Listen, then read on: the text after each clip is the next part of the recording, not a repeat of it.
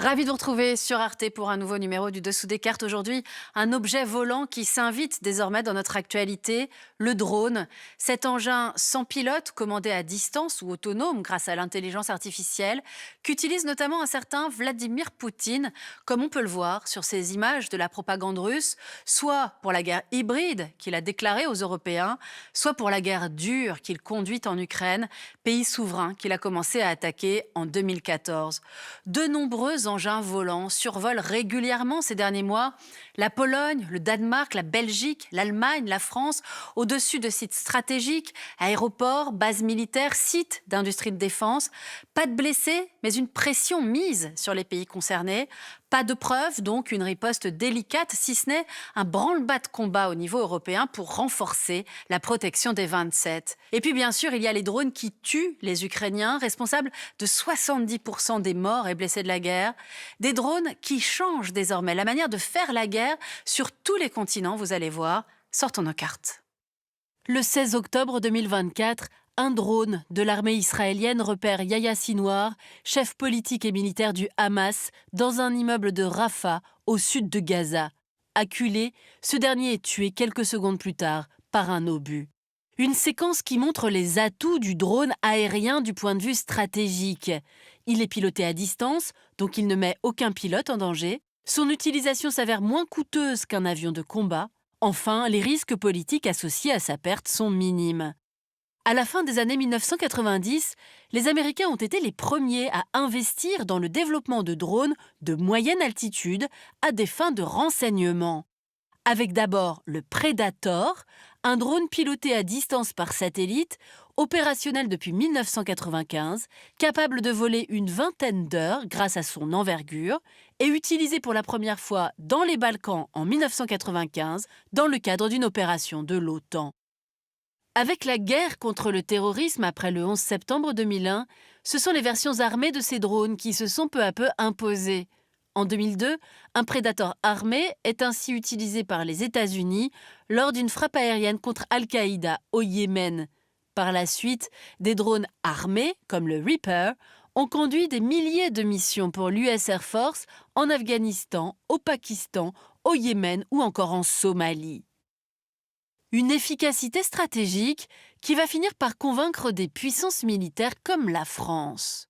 En décembre 2019, l'armée française a ainsi utilisé pour la première fois, dans le cadre de l'opération Barkhane au Sahel, l'un de ses drones Reaper, piloté depuis sa base de Niamey au Niger, pour frapper au Mali un groupe djihadiste caché dans la région de Mopti. 2015 a marqué un second tournant au Moyen-Orient avec l'utilisation généralisée par l'État islamique de micro-drones, l'organisation terroriste ayant même créé une unité dédiée pour transformer des drones de loisirs commandés sur Internet en vecteurs d'attaque peu onéreux. Depuis, pratiquement toutes les armées, milices et cartels dans le monde entier utilisent des micro-drones à l'image des Mavic, légers, lancés à la main, dotés d'une propulsion électrique et pilotés par radio. Ces engins peuvent transporter de petites charges explosives. Regardez par exemple cette carte. Elle montre l'intensification des frappes de drones menées par les troupes rebelles en Birmanie contre les militaires de la junte depuis janvier 2022. Bilan, les rebelles n'ont cessé de gagner du terrain. En 2025, la Birmanie se classe même au 3e rang mondial pour le nombre d'affrontements armés impliquant des drones, derrière l'Ukraine et la Russie. Cette prolifération des drones armés n'est pas sans conséquences pour les populations civiles, comme on peut le constater en Afrique. 6 pays, le Soudan, l'Éthiopie, le Burkina, le Mali, la Libye et la Somalie, représentent à eux seuls 93% des frappes de drones enregistrées depuis 2011, provoquant la mort de plus de 3000 personnes à l'échelle du continent, une tendance qui augmente ces 5 dernières années.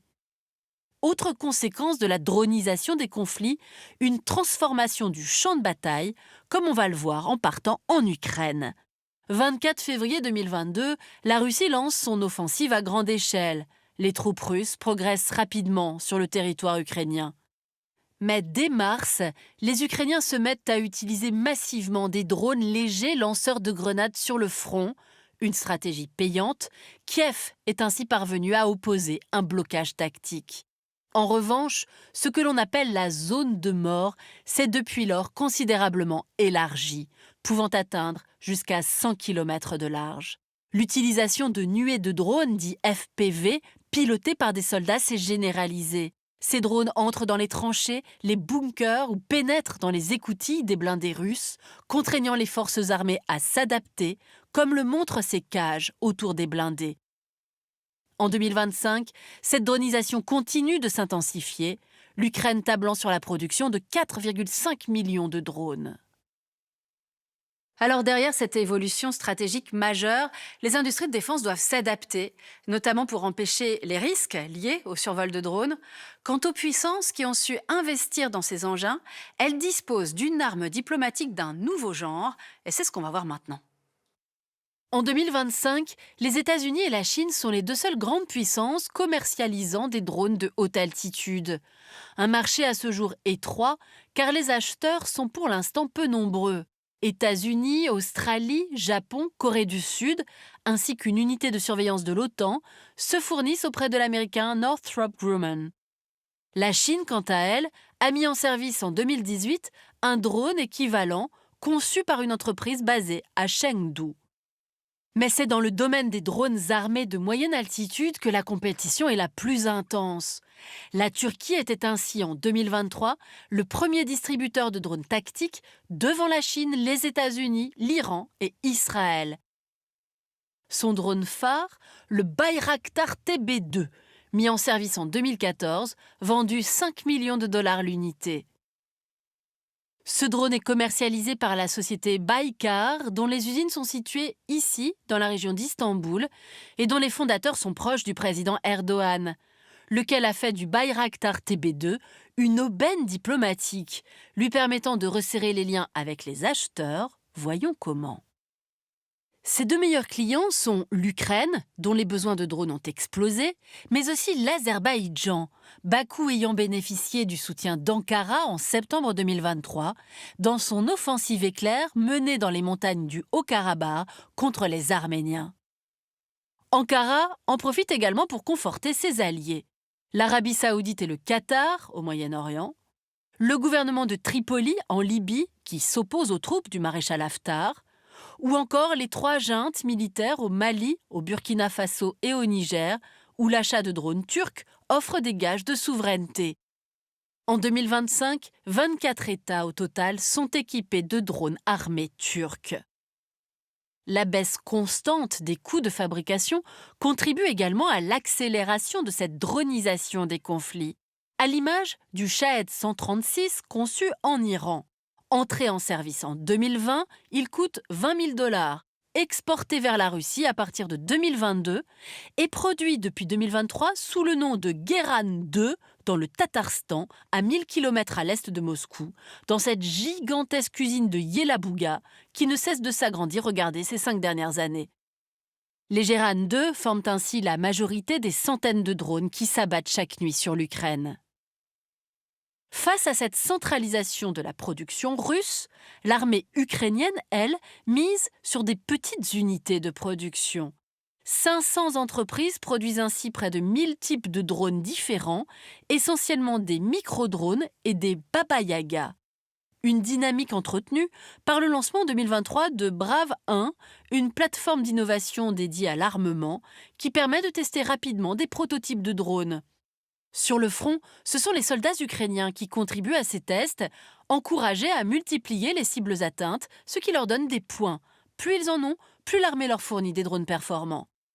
Cette course à l'innovation change les façons de frapper l'adversaire, comme l'a montré l'opération Toile d'araignée menée par les Ukrainiens le 1er juin 2025, avec des frappes de drones ukrainiens sur 4 bases militaires situées en profondeur sur le territoire russe. Pour mener cette opération, 117 petits drones bombardiers quadrirotors, mis en œuvre depuis des camions aménagés et connectés au réseau 4G local. Bilan, une quarantaine d'avions militaires détruits, dont des bombardiers stratégiques russes. Devant cette prolifération, se défendre contre les survols d'engins sans pilote est devenu une priorité pour les Européens. Et c'est ce que l'on va voir pour terminer. Septembre 2025, 19 drones russes font une incursion dans l'espace aérien de la Pologne.